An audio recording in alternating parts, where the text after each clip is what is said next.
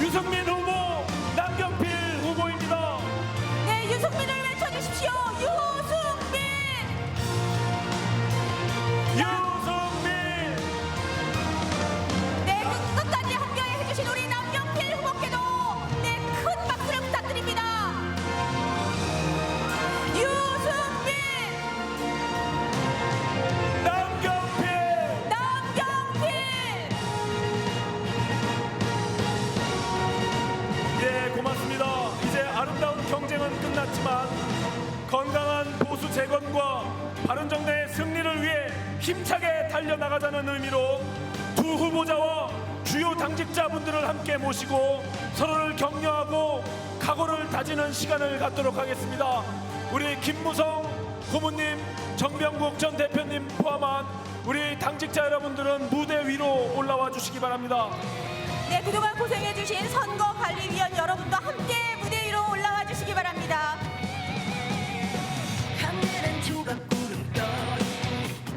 예, 모두 열심히 뛰어보자는 의지를 다지며 옆에 계신 분의 목에 수건을 걸어주시기 바랍니다.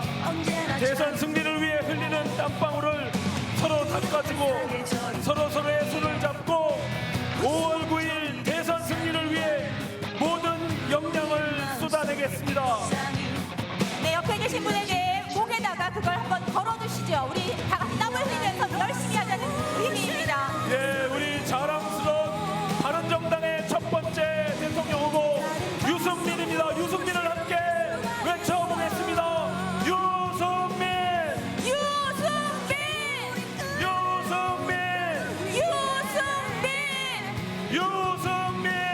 유승민! 네, 사랑스러운 바른정당의 대통령 후보입니다. 유승민입니다. 정말 멋진 경쟁을 함께 해주신 우리 남경필 후보님, 우리 경기도를 이끌고 계시는 남경필 지사님, 우리 남경필을 함께 외쳐보겠습니다. 남경필! 남경필!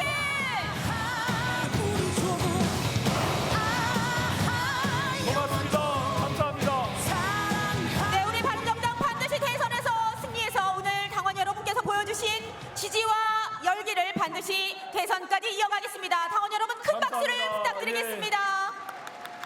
이제 바른정당의 자랑스러운 유승민 대통령 후보자의 수락 연설을 들어보도록 하겠습니다. 다시 한번 우리 유승민 후보, 우리 자랑스러운 대통령 후보 유승민을 연호해 주십시오. 유승민! 유승민! 유승민! 유승민! 유승민! 유승민!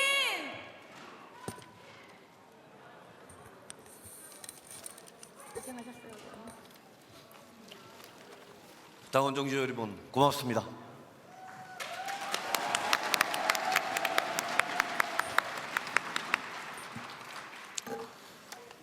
존경하는 당원 동지 여러분, 존경하는 국민 여러분, 저 유승민 오늘 이 순간부터 바른정당의 대통령 후보로 용감하게 출발하겠습니다.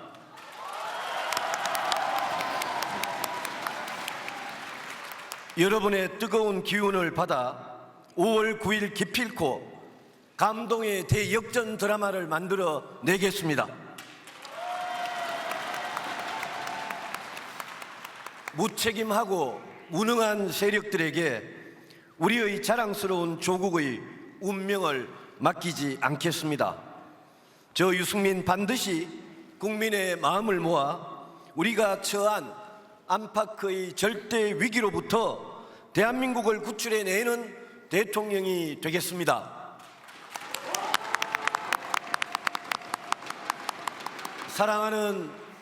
사랑하는 남경필 동지, 지난 몇 달 동안 아름다운 경쟁을 펼쳐주신 남경필 동지의 열정과 투혼을 높이 평가합니다. 그리고 저의 진심을 담아 위로드립니다. 앞으로 저는 남경필 동지와 바른 정치의 길을 함께 가겠습니다.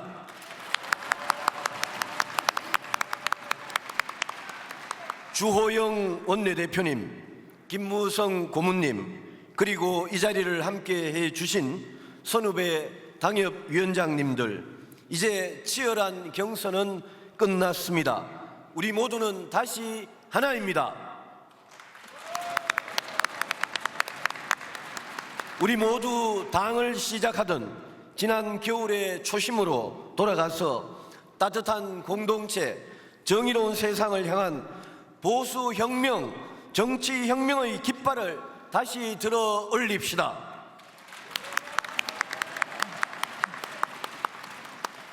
존경하는 이종우 선거관리위원장님과 위원님들, 그리고 당 사무처의 당직자 여러분, 여러분의 노고가 결코 헛되지 않도록 저 유승민 사력을 다해서 반드시 승리하겠습니다.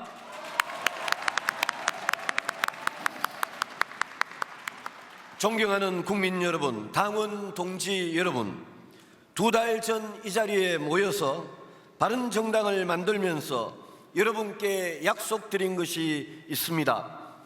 따뜻하고 깨끗한 보수를 하겠다고, 그래서 보수라고 말하는 것이 당당하고 자랑스러울 수 있도록 하겠다고 말씀드렸습니다. 대한민국을 만들고 지키고 번영시킨 것은 보수입니다. 보수는 말 그대로 지키는 것입니다.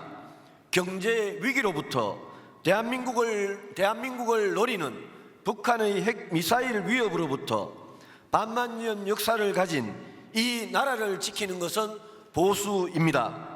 그런 보수가 지금 절체절명의 위기를 맞았습니다.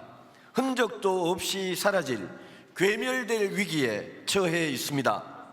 헌법과 법률을 위배하고 잘못을 인정하지 않고 있는 전직 대통령에 대한 분노가 보수 전체에 쏟아지고 있기 때문입니다. 그러나 전직 대통령과 일부 세력 때문에 보수 전체가 매도당해서도 안 되고 매도당할 이유도 없습니다. 전직 대통령을 비난하는 것만으로 이 나라를 이끌어갈 자격이 있는 것은 결코 아닙니다.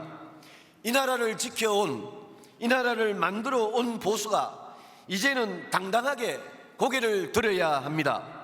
저 유승민이 이 땅의 보수를 바로 세우는데 앞장서겠습니다. 새로운 보수의 희망이 되겠습니다. 보수의 재건을 바라는 국민의 여망을 모아 이번 대통령 선거에서 당당하게 국민의 선택을 받겠습니다. 오늘 우리는 단결하고 강철 같은 의지를 다시 한번 확인합시다.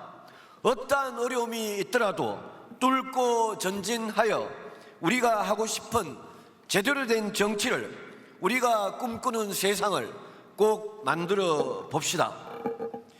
존경하는 국민 여러분, 저는 오래전부터 저 자신에게 물어왔습니다. 나는 왜 정치를 하는가? 저는 고통받는 국민의 편에 서서 용감한 개혁을 하고 싶었습니다. 17년 전 제가 보수당에 입당한 것은 제가 꿈꾸는 보수를 하고 싶었기 때문입니다. 제가 꿈꾸는 보수는 정의롭고 공정하며 진실되고 책임지며 따뜻한 공동체의 건설을 위해 땀 흘려 노력하는 보수입니다. 오늘 바른정당의 대통령 후보가 된 지금 저의 정치적 소명을 생각합니다. 지금 대한민국은 경제도 안보도 공동체도 절대 위기입니다. 사방이 위기입니다. 누가 어떻게 이 위기를 해결할 것입니까? 이 모든 문제는 정치를 통해서만 비로소 해결이 됩니다. 아무리 욕을 먹어도 결국 세상을 바꾸는 힘은 정치라는 믿음으로 저는 정치를 해왔습니다. 저는 평생을 경제 전문가로서 또 안보 전문가로서 배우고 경험하고 고민한 것을 이 나라를 위해 쓰이고 싶어서 출마했습니다. 저 유승민은 문제를 해결하는 방법을 압니다.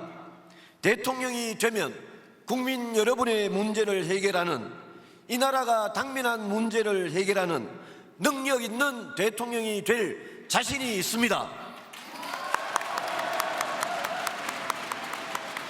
제가 대통령이 되면 반드시 경제 위기를 해결하고 저성장의 늪에서 탈출하겠습니다. 우리 경제의 3대 시한폭탄인 부실기업 가계부채 그리고 차이나 리스크의 뇌관을 제거하겠습니다. 경제를 안정시킨 다음 강력한 구조개혁에 착수하겠습니다. 고질적인 저성장, 저출산 문제를 해결할 수 있는 강력하고 획기적인 대책을 행동으로 옮기겠습니다. 경제 정의가 살아있고 창의와 혁신이 가능한 공정한 시장 경제를 만들겠습니다. 재벌 대기업들에게 자유를 주되 공정한 경쟁의 레드라인을 설정해서 이 선을 넘는 재벌들은 엄격히 다루겠습니다. 재벌 대기업들은 스스로 혁신을 통해 세계적 대기업이 되어야 하며 골목 상권, 중소기업, 자영업자, 창업 벤처에 대한 불공정한 횡포를 못하도록 하겠습니다. 경쟁력 있는 중소기업, 창업 벤처가 성장과 일자리 창출의 주역이 되도록 시장 경제의 생태계를 만들어 드리겠습니다. 제가 대통령이 되면 반드시 안보 위기를 극복하고 대한민국의 국가 이익을 최우선으로 하는 실용 외교를 펼치겠습니다. 미국의 트럼프 정부를 설득하여 동북아의 급변하는 정세에 현명하게 대처하는 강력한 한미동맹의 기틀을 굳건히 세우겠습니다. 흔들림 없는 한미동맹의 기반 위에 중국 등 주변국을 설득하여 북한의 핵미사일에 대한 강력한 제재와 압박을 가하겠습니다. 김정은이 핵미사일을 껴안고 멸망의 길을 재촉할 것이냐, 평화적인 생존과 상생의 길로 갈 거냐를 선택하도록 만들겠습니다. 사드는 최단 시간 내에 배치를 완료하고 중국의 경제 보복을 외교로 풀겠습니다. 다시는 중국이 우리의 군사 주권에 대해 간섭하는 일이 없도록 하겠습니다. 일본에 대해서는 경제와 안보는 긴밀히 협력하되 역사와 주권의 문제에 대해서는 우리의 자존을 지키겠습니다. 우리 대한민국의 안전을 위협하는 새로운 전쟁의 양상은 게임 체인지라고 할 만큼 새로운 국방력의 건설을 요구하고 있습니다. 새로운 군사 위협에 대비하고 그 누구도 함부로 우리의 영토를 넘볼 수 없도록 강력한 거부적 방위력을 가진 강군을 만드는 국방개혁을 원점에서 추진하겠습니다. 제가 대통령이 되면 진정한 민주공화국을 만들겠습니다. 정의, 자유, 평등, 공정, 법치, 공공선이라는 헌법 정신이 살아 숨쉬는 진정한 민주공화국을 만들겠습니다. 민주공화국의 철학에 투철한 정부를 수립하여 양극화, 불평등, 불공정의 문제들을 해결해 가겠습니다.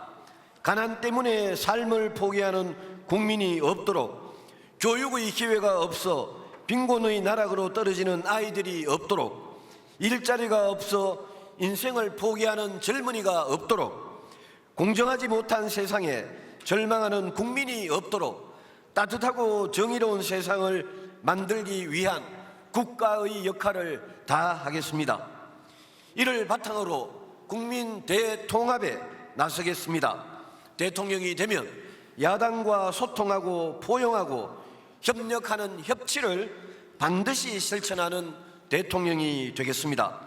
저는 집권여당 원내대표 시절 진영을 넘어 미래를 위한 합의의 정치를 역설하고 이를 실천했습니다. 대통령이 되면 국회를 존중하고 야당 의원들과 수시로 격의 없이 만나 국정 전반에 대한 협력을 이루어내겠습니다. 제가 대통령이 되면 불신의 정치를 끝내고 정치가 국민의 신뢰를 받을 수 있도록 하겠습니다. 무엇보다 정치인과 공무원의 부패를 뿌리채 뽑아내는 강력한 반부패 제도를 도입하겠습니다. 수사와 기소 권한을 가지는 공직자 비리 수사처를 설치하겠습니다.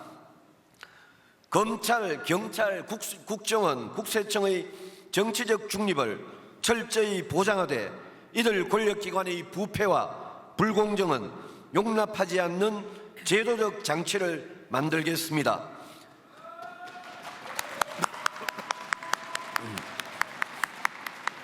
저는 당장 이번 대통령 선거부터 일체의 불법 자금을 거부하는 가장 깨끗한 선거를 치르겠습니다.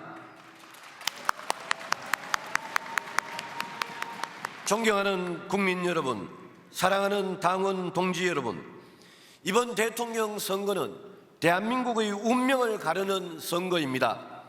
이 나라를 다시 세울 소중한 기회인 동시에 잘못된 선택으로 나라의 운명이 나락으로 빠질 위험이 매우 큰 선거입니다. 박근혜 정부가 싫다는 이유만으로 정반대의 선택을 한다면 또다시 후회할 대통령을 뽑게 될 것입니다.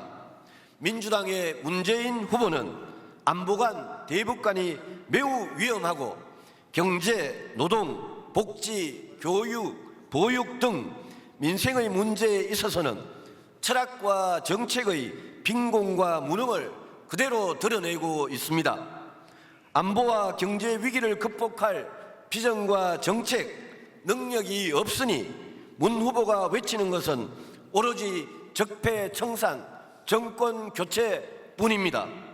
문재인 후보가 대통령이 되면 대한민국은 5년간 끝없는 안보 위기와 경제 위기에서 벗어나지 못하고 나라의 운명이 어디로 갈지 알 수가 없습니다. 많은 국민들께서 문제 많고 불안한 문재인 후보와 싸워서 이길 수 있는 강력한 보수 후보를 원하고 있습니다.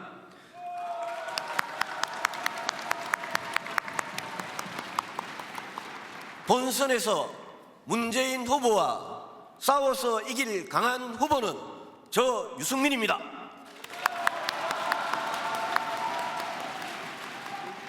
저 유승민이 문재인과 싸워서 반드시 이기겠습니다.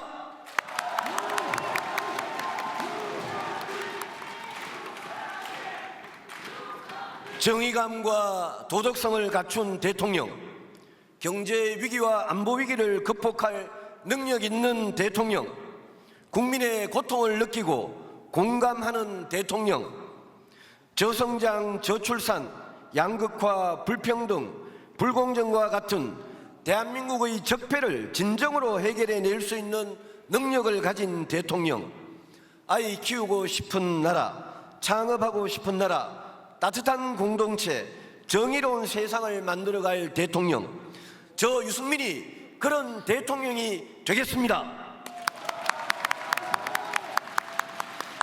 절박한 심정으로 오로지 대한민국을 위기로부터 구해내는 대통령이 되겠습니다. 오늘은 새로운 대한민국을 향한 첫걸음입니다. 이제 시작입니다. 우리의 시작은 작고 미약하지만 그 끝은 창대하리라 저는 확신합니다.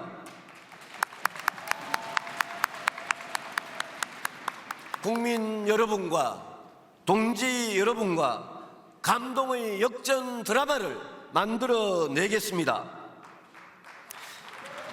저 유승민의 손을 잡고 우리 함께 기적을 만들어 봅시다. 감사합니다.